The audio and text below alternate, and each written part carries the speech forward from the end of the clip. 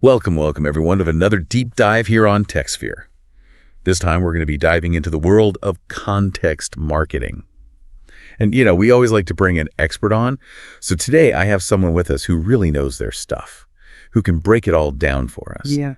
And show us why context marketing is so essential in today's, ever-evolving digital world. Yeah. So, we're going to be drawing a lot of insights from an AltaHost blog article that was published on September 26, 2024. Yeah, and that article really does a great job of laying out why this approach to marketing is so important, Because it's not just about blasting out a message to as many people as possible anymore. It's about making sure that your message is hitting the right person at the right time and in the right way. Yeah, exactly. It's about making it relevant, right? Exactly. I mean, we all get bombarded with so many marketing messages every single day. Absolutely. That it's easy to just tune them out. Right.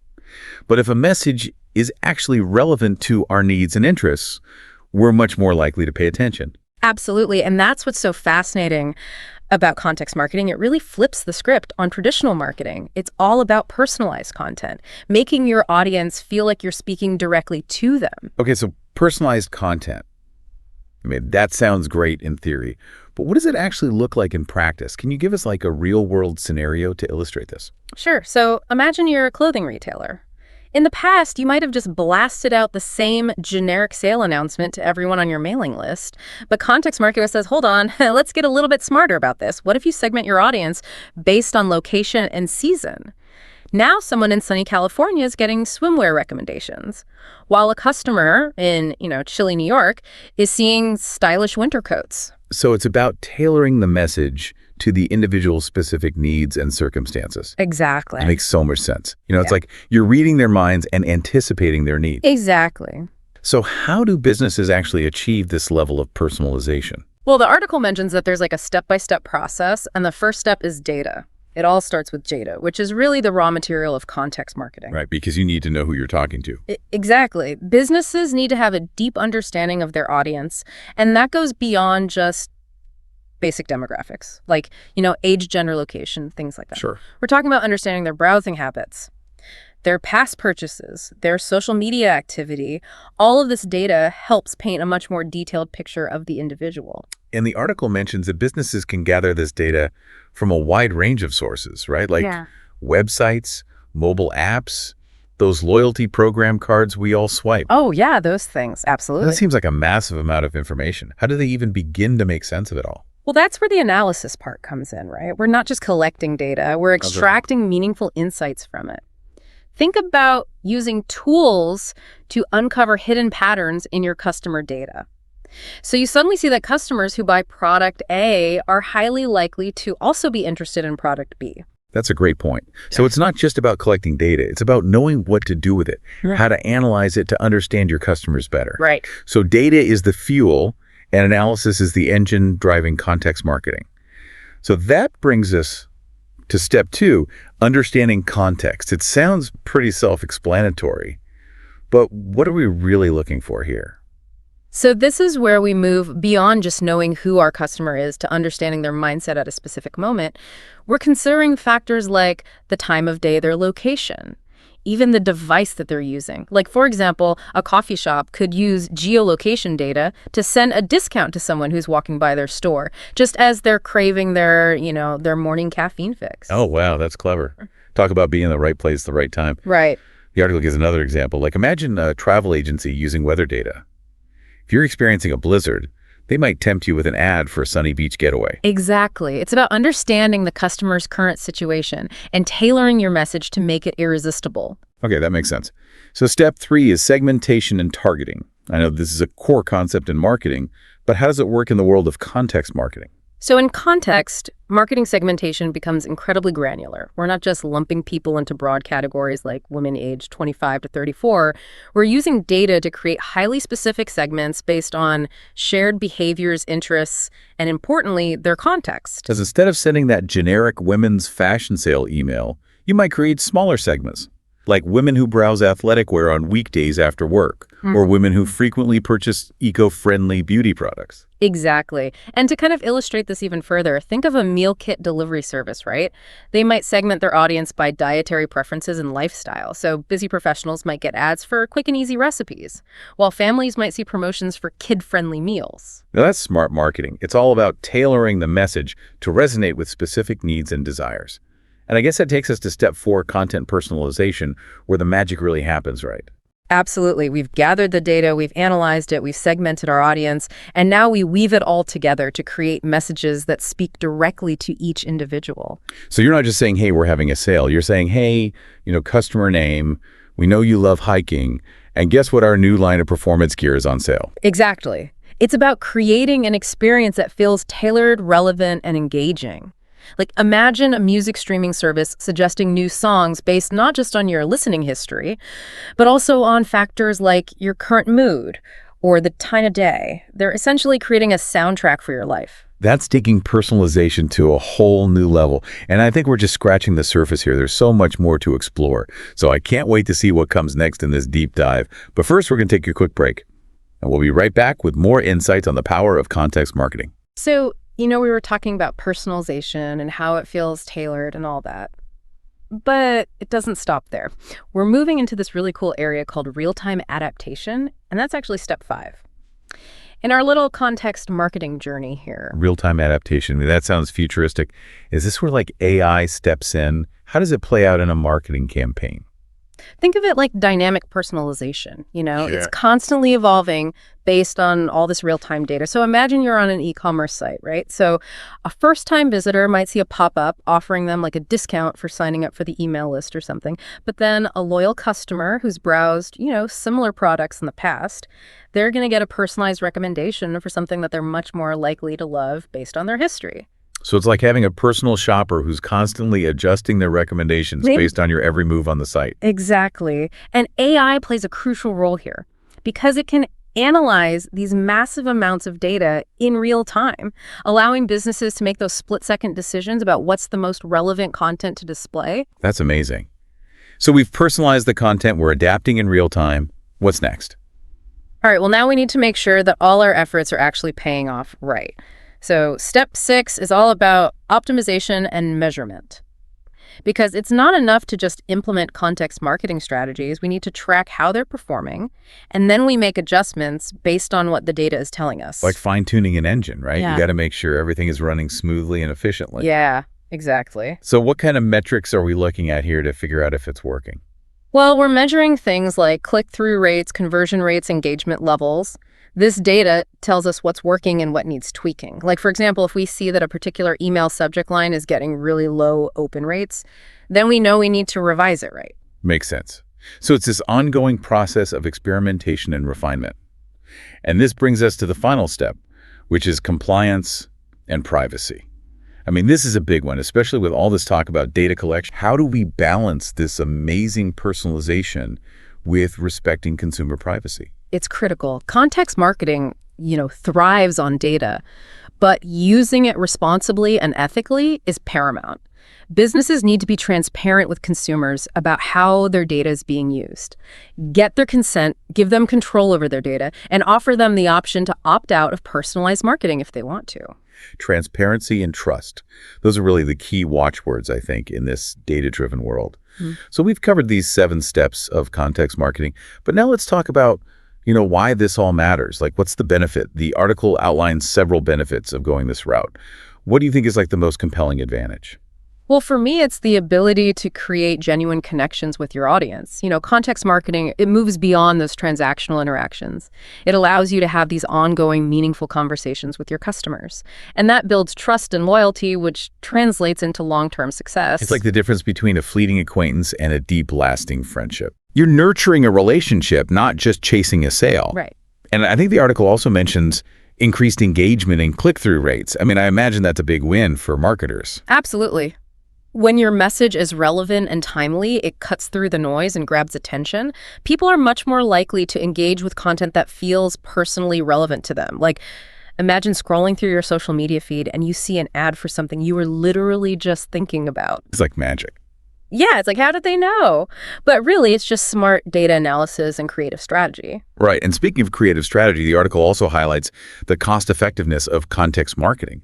I mean, it seems like personalization would require more resources, not less. So how does that work?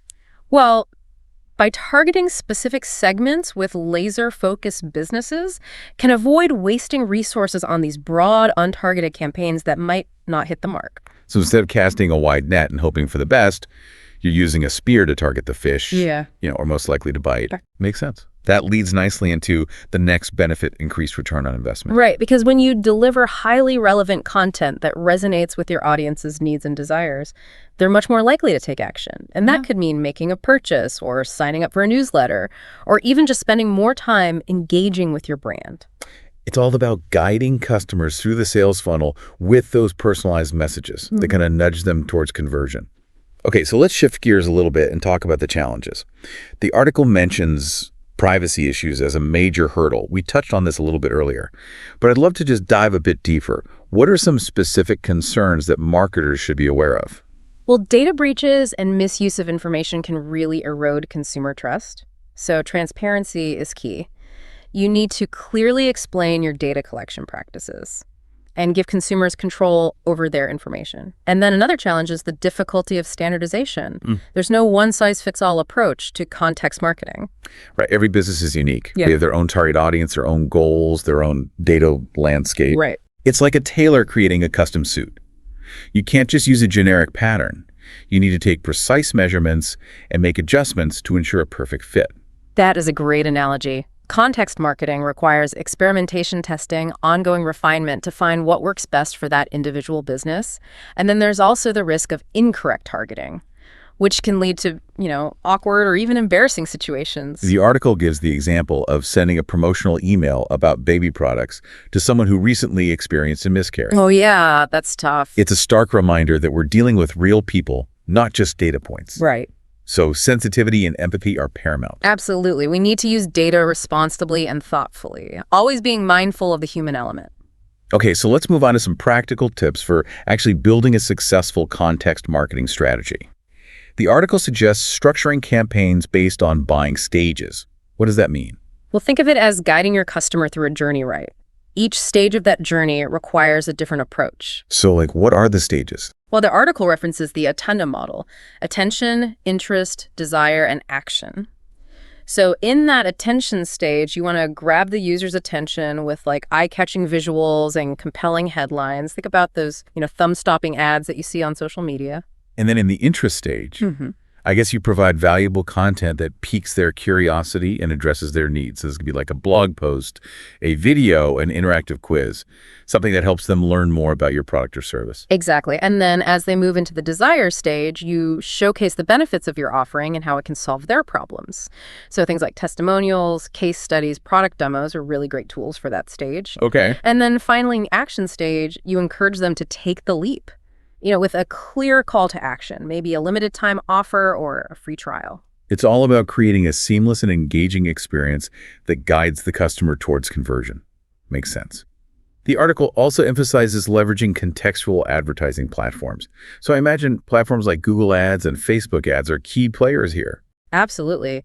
These platforms are incredibly powerful because they allow you to target users based on a wealth of contextual factors. Like, for example, Google Ads can target ads based on the user's search queries, their browsing history location, even the time of day. So if I'm searching for best running shoes on Google, I'm likely to see ads for running shoe brands, sporting goods stores, maybe even local running clubs. It's really targeted. Exactly. And these platforms are constantly evolving using AI to refine their targeting capabilities and deliver even more personalized ad experiences. So much data. But don't limit yourself to paid advertising, right? The article encourages us to think beyond just those channels. What are some other ways to incorporate context marketing into the mix? Well, content marketing, email marketing, even influencer marketing can all be really powerful tools for delivering personalized experiences. Think about those abandoned cart emails you get after leaving items in your online shopping cart, right? They'll offer a discount or free shipping to try to entice you to come back and complete the purchase. That's a classic example of context marketing. Right. And you can also use email marketing to deliver personalized product recommendations based on past purchases or browsing history. Okay. And then don't underestimate the power of SEO. By optimizing your website content for relevant keywords, you can attract users who are actively searching for information related to your products or services. So it's really about creating this multifaceted approach that reaches your audience where they are and delivers tailored experiences that actually resonate. Exactly. The article also stresses the importance of testing and measuring campaign performance. And we talked about this a little bit earlier as like a core step in the context marketing process, but it's worth reiterating. Yeah, for sure. You can't just set it and forget it. Context marketing requires constant monitoring and refinement. So experiment with different messages, different offers, different formats, see what resonates best with your audience. And A/B testing is a really valuable tool here. Can you explain how A/B testing works? Yeah, so you essentially create two versions of a marketing message, like two different email subject lines, for example, and you send them to a small segment of your audience. Then you track which version performs better, and then you roll out the winning version to the rest of your audience. So it's like a data-driven approach to optimization Exactly. that can really significantly improve your results. Right. And finally, I think we come back to that all-important balance between personalization and privacy. It's really the foundation of ethical and effective context marketing. Absolutely. Be upfront with consumers about how you're using their data. Obtain consent, give them control, and offer the ability to opt out. These are non-negotiables. Right. Transparency and trust are essential for building those lasting relationships with your audience. And remember, context marketing is all about creating a better, more personalized experience for the consumer. When done right, it's a win-win for both businesses and their customers. We've covered a lot of ground in this deep dive, exploring what context marketing is and how it works. But before we wrap up, I'm curious about, what's next? What does the future hold for this exciting field? The article hints at some emerging trends that could really reshape the landscape. What's caught your eye? Well, one of the most fascinating trends is this rise of hyper-personalization. It's like taking personalization and putting it on steroids. Okay, how so? So we're moving beyond basic demographics and browsing history. Imagine a world where your fitness app not only tracks your workouts, but also analyzes your social media posts Wow. to understand your fitness goals and motivations. So it's like having a virtual coach who's constantly learning about you and adapting to your needs. Exactly. And based on this wealth of information, your fitness app could create hyper-personalized workout plans, recommend healthy recipes tailored to your dietary preferences, and even connect you with local fitness communities that align with your interests. That's incredible. It's like having a personal assistant for every aspect of your life. Right. But with this level of personalization, though, comes heightened responsibility. Right. Oh, absolutely. Businesses need to be incredibly transparent about how they're using this data, ensuring they're respecting consumer privacy and giving them control over their information. It's a delicate balance. But if done right, hyper-personalization has the potential to revolutionize the customer experience. Absolutely. So is there anything else on the horizon? Yeah, another trend that's gaining momentum is this growing importance of omni-channel context marketing. Omnichannel. It sounds like something out of a science fiction movie. It's actually pretty simple. It just means creating a consistent and personalized experience across all channels, whether it's your website, mobile app, social media, email, even your brick and mortar store. So no matter how a customer interacts with a brand, they should feel like they're having a cohesive and personalized journey. Precisely. Imagine browsing a product on a company's website, adding it to your cart, but not completing the purchase. Happens all the time. Right. Later, you receive an email reminding you about that item and offering free shipping. Then you see an ad for the same product on social media. And when you visit the store, a sales associate greets you and offers to show you the product in person. That's impressive. That's really seamless. It makes the customer feel valued and understood. Exactly. Omnichannel context marketing is about meeting customers where they are and providing a consistent experience across all touch points. That's the goal. The article also touches on the rise of voice search and its impact on context marketing. It's something I've been thinking about a lot lately. How do we adapt to this new way of interacting with technology? Well, voice search is changing the game. As more people use voice assistants like Alexa and Siri to search for information, businesses need to optimize their content for conversational language. So instead of focusing on keywords that people type into a search engine, we need to think about how people naturally speak when they're asking questions. Exactly. Think about the long-tail keywords and natural phrases people use in everyday conversation. We need to incorporate those into our content to make it discoverable through voice search. It's a whole new way of thinking about SEO and content creation. And it's just one example of how context marketing is constantly evolving. As technology advances, the possibilities for personalization become even more exciting. I can't wait to see what happens. Okay, so we've covered a lot of ground in our deep dive into the world of context marketing. We've explored its definition, its benefits, its challenges, and even peered into the future to see what trends are shaping the landscape. But as we wrap up, what's the key takeaway for our listeners? Context marketing is about understanding your audience on a deeper level, using data responsibly to create personalized experiences that genuinely add value to their lives. It's about building relationships, not just transactions. And as technology continues to evolve, the opportunities for connection and engagement will only grow. So if you're not already incorporating context marketing into your strategy, now is the time to start. Thank you so much for joining us on this deep dive into the fascinating world of context marketing. We hope you've gained some valuable insights and are inspired to explore the possibilities of this powerful approach. Until next time, happy marketing.